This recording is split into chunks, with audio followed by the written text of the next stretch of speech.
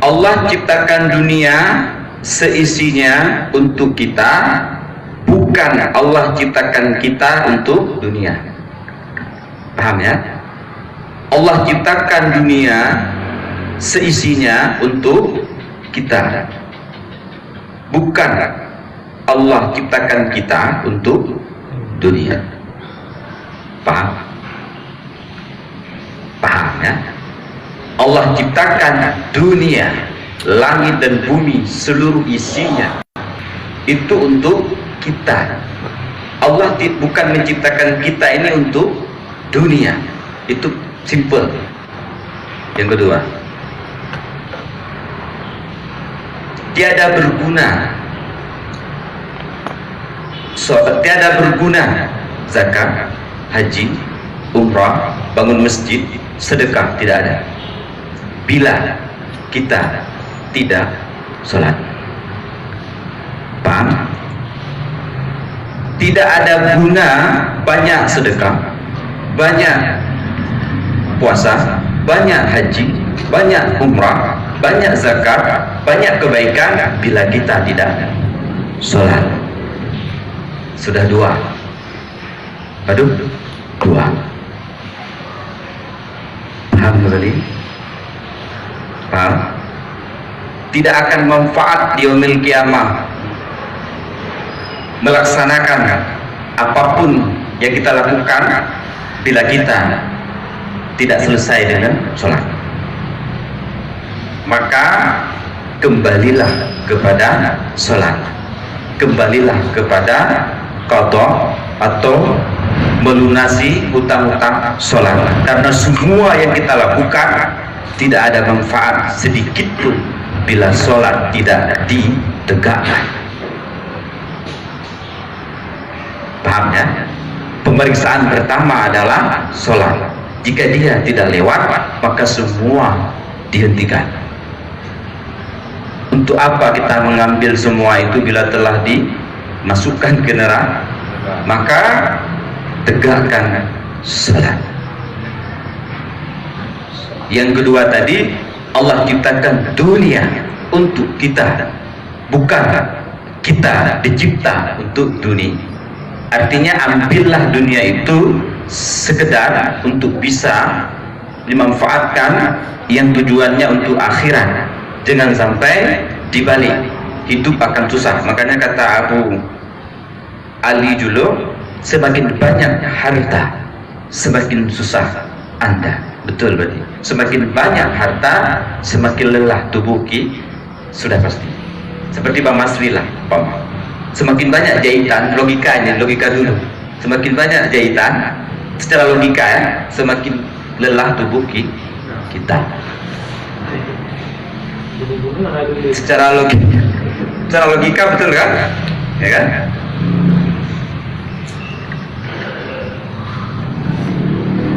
Ditambah lagi, semakin banyak harta, semakin repot besok mempertanggungjawab.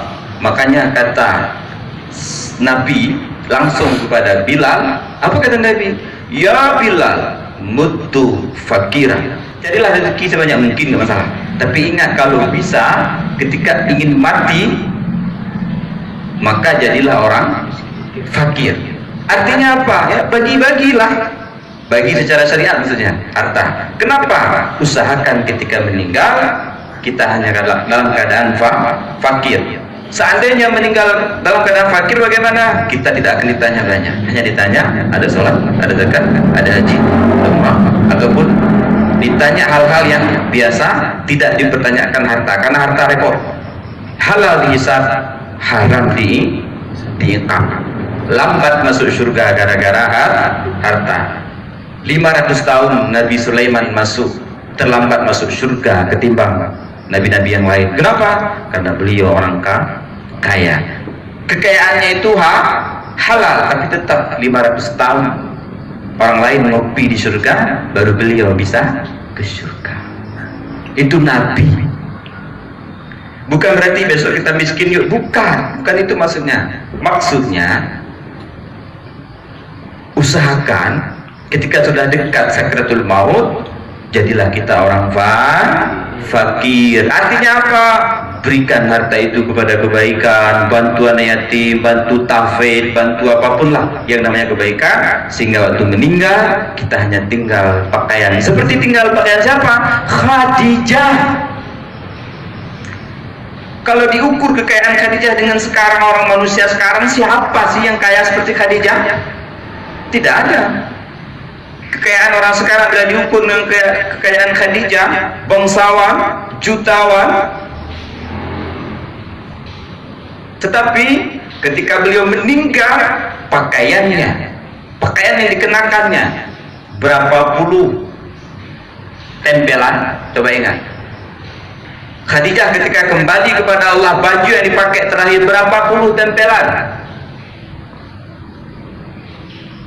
Lebih dari 20. Itu hadis. Lebih dari 20 tempelan, saking tidak ada kain ditempel, lebih dari 20 tempelan. Beliau kembali kepada Allah dengan beliau minta, sambil malu beliau bisik kepada anaknya, "Ya Fatimah, putriku tercinta, maukah kamu meminta semua hartanya untuk siapa? Untuk Allah." Jadi maknanya berarti beliau mengamalkan seperti yang disampaikan kepada Bilal, yaitu ya Bilal mutu fakiran, wahai Bilal. Artinya kaya kalau salah lanjut, cuma usahakan sebelum kita kembali selesaikan semuanya, selesaikan. Tidak ada utang sama orang Aceh atau orang Cina, sama, selesaikan. Berjuanglah untuk menyelesaikan utang. Jangan meremehkan utang sama. Siapa tahu orang Islam memaafkan, tapi kalau mereka belum tentu. Orang Aceh enggak saya maafkan, apa? Jadi untuk malam ini sebelum kita kembali ke kitab, harus diingat dua itu. Pertama, Allah ciptakan dunia untuk kita, bukan kita dicipta untuk dunia. Yang kedua, tidak ada manfaat, yaitu sedekah yang banyak, haji yang banyak, umrah yang banyak, bantu masjid yang banyak, buat masjid yang banyak, tanpa ada sholat. Maka kembalilah berpikir jernih, sholat nomor 1.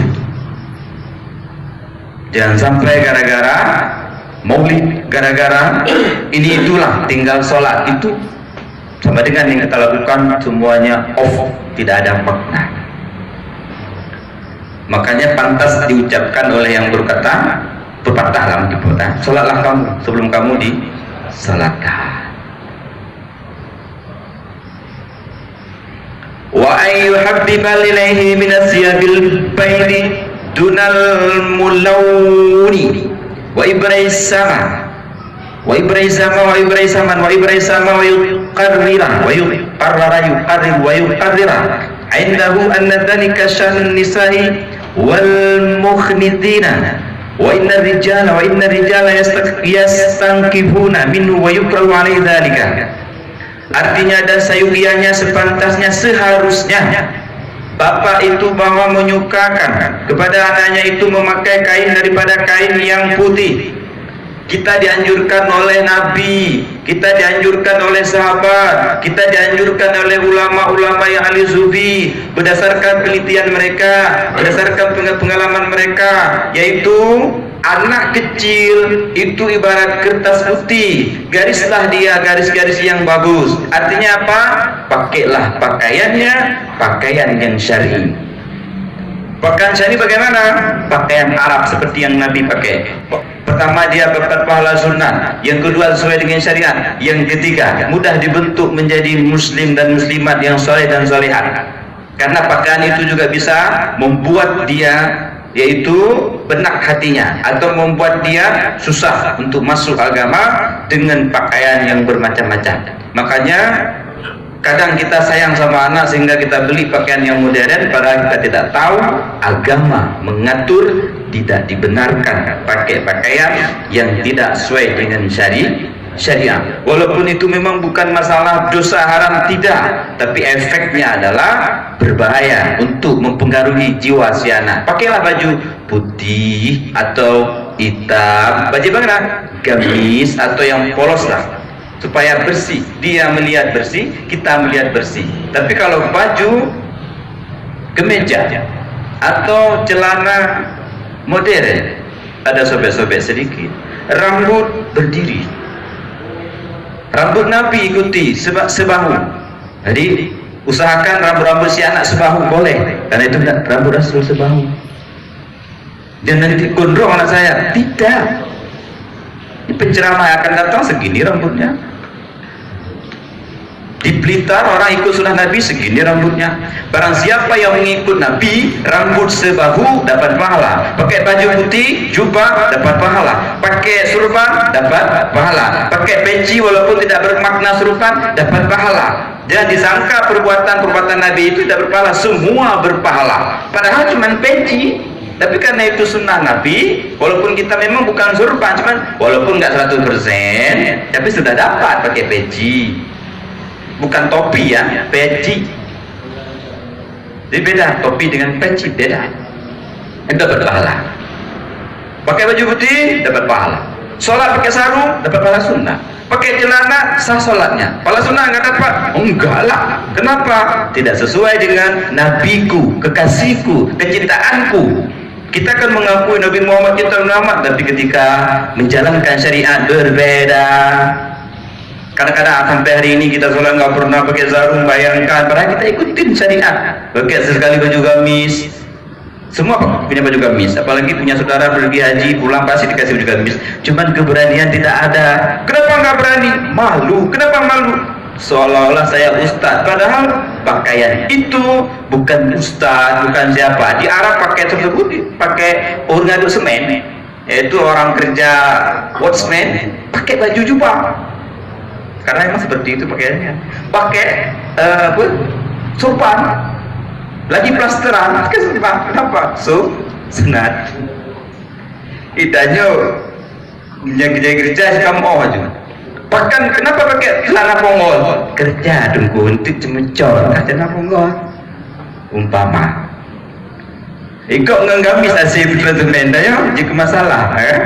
Umpama. Bukan berarti kan? Kuih motor kan terbang. Kuih motor ada kan terbang. Kita ya cuma pakai semen dulu kan? Kerja semen dulu tak, kuih motor dah. Jadi pakailah, kalau Senin pakailah, dia pun pakailah, ya kan? Kenapa memakainya? Bukan perintah Ustaz, bukan perintah tubuh, tapi syariat Nabi Muhammad ditegakkan.